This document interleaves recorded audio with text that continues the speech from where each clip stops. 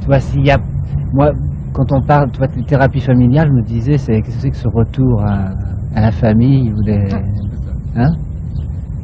Alors, simplement, est-ce que c'est du rétro ou est-ce que c'est, tu vois, est-ce qu'il y a au contraire autre chose? Est-ce que c'est Ok. ça, c'est plutôt discuter un peu de ça, que vous fassiez le point là-dessus, quoi. This question is about family therapies. Why family therapies are becoming so successful in Europe today? Why this flowering of family therapy? Is this some kind of return to the past? Is this some kind of wish to maintain the family together? He's just asking himself questions. He doesn't know really the field well, but it's the kind of question he wanted to ask us, just discuss about like that. So you tell us when we're in a sense on, or whether we've already started. We are on already. We are on. Well, I would like to say that I look upon the proliferation of family therapists and the practice of family therapy with very mixed feelings, with it's very ambiguous, because on the one hand it's a movement which is necessary for the state to become more incident and find useful as a means of reaching out into the population and controlling to its own satisfaction the population, more subtle means of monitoring and policing of families. Jacques Donzelot and Donzelot and company. And that is one reason why 10 years ago I haven't written anything more about family, the politics of families, because I don't want to give people who are interested in exercising power more subtle means of exercising it. That's on the one hand, there's something unpleasant about that and I don't like it. And on the other hand, it's a movement, it depends who the professionals are, which opens, I think, out the possibility of greater human camaraderie, and enhancement within all the difficult circumstances that tend to shred us apart, of a decent bond between parents and children, and as Helm Stirling says, the possibility within a network of people of some reconciliation, that we won't let ourselves be torn apart by the forces that do so. And there's some people perhaps more sensitive to this who've devoted themselves to family therapy, and I wish them all the best and like to count myself in that number. Félix, tu vas dire? Non, c'est bien ce qu'il dit, mais moi aussi mon sentiment est très mitigé. Et je viens évidemment parce que c'est Monique qui fait ça, donc j'ai pas le choix quelque part. Mais en même temps, je me dis, est-ce que c'est pas encore une nouvelle vague de normalisation après toutes les tentatives d'alternatives à l'hôpital, à la secteur, à la psychanalyse, etc. Il y a beaucoup de gens qui sont à la recherche, à l'affût d'un nouveau référent technique, quoi, d'un nouvel, c'est comme ça, presque d'appel religieux, à se référer à un code de technique. Alors surtout maintenant qu'il y a une pareille pataquès, une pareille faillite de la psychanalyse, avec cette malheureuse dégringolade de Lacan, comme chacun sait, qui a fait que toutes les écoles freudiennes partent comme ça, tous azimuts. Bon, alors, comme on dit ici à Bruxelles, paraît-il, ça s'appelle la crise du divan. Alors, tous les gens qui sont pris dans la crise du divan se précipitent dans la thérapie familiale. Bon.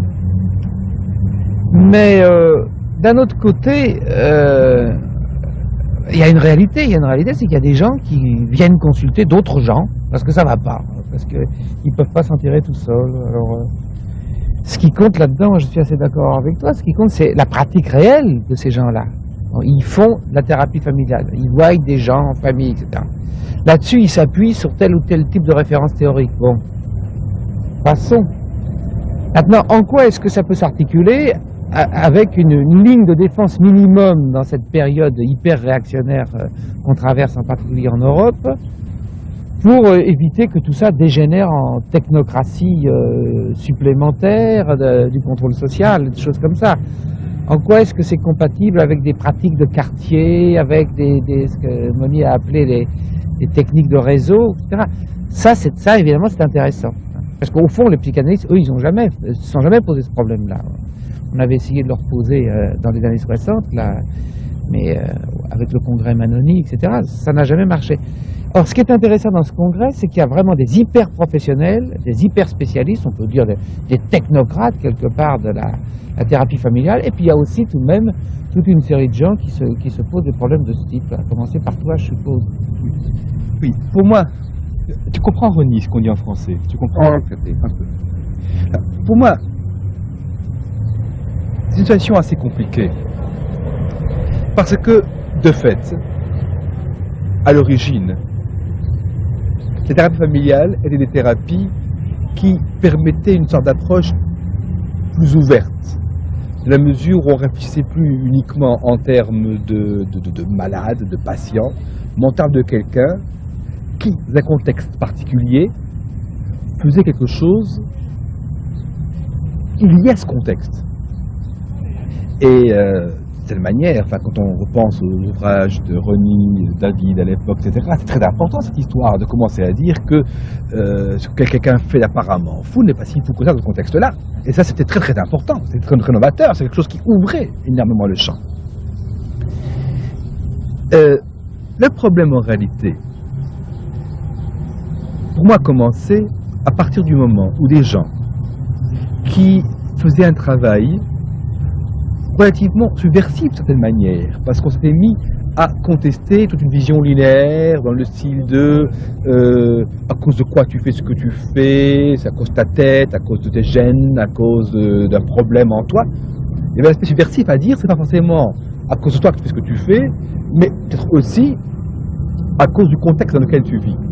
Malheureusement, cet aspect subversif, je crois, c'est très très rapidement limité.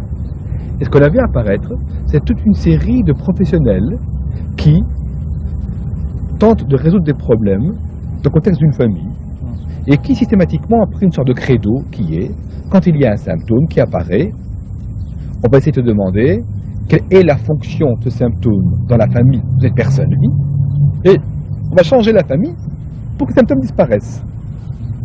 Et puis alors, on a vu comme ça une ouverture qui contestait une sorte de logique individuelle de la maladie mentale, mais qui est tout de suite refermée à un niveau familial. Et alors là, évidemment, ta question sur dans quelle mesure est-ce que ce n'est pas une sorte de retour au familialisme a un sens. Mais parallèlement à cela, je dirais que beaucoup de ces gens sont des gens qui, je dirais honnêtement, cherchent à savoir comment intervenir dans un contexte, comment aider, et qui sont simplement coincés par les grilles explicatives qu'ils possèdent, qui font qu'ils vont systématiquement ramener tout ce qui se passe à la famille uniquement. Nous, des dangers gigantesques. Tu imagines par exemple un gosse délinquant qui arrive chez le thérapeute familial va voir le gosse délinquant, son papa, sa maman, ses frères et ses sœurs, il va essayer de voir comment est-ce que la famille a provoqué cet acte délinquant, par exemple. Il suffit de changer un petit peu, je dirais, le grossissement du microscope pour voir, par exemple, que dans ce quartier-là, ce gosse appartient à une communauté, par exemple, nord-africaine à Scarbeck, et que dans cette communauté nord-africaine à Scarbeck, c'est extrêmement fréquent que les gosses de cet âge-là deviennent délinquants. Alors c'est intéressant, à ce moment-là, les éléments du contexte sont plus aisément familiaux, mais les éléments du contexte beaucoup plus général. Et là, il y a un problème qui se pose, c'est que ces professionnels vont dire, mais vous comprenez, nous, notre pain, c'est travailler pour aider les gens. On ne va pas travailler pour aider la société. On ne peut pas faire ça. Alors, bien, même si vous avez raison, même si effectivement... Ross, come here. It's very interesting. Ross. Ok, Ross, ok.